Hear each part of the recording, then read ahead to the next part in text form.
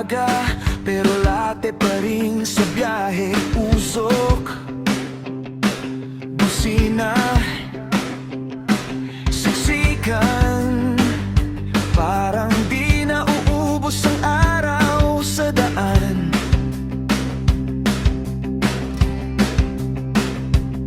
May batang nagbebenta ng sampagita, tapat ng kotse kung di gumagalaw.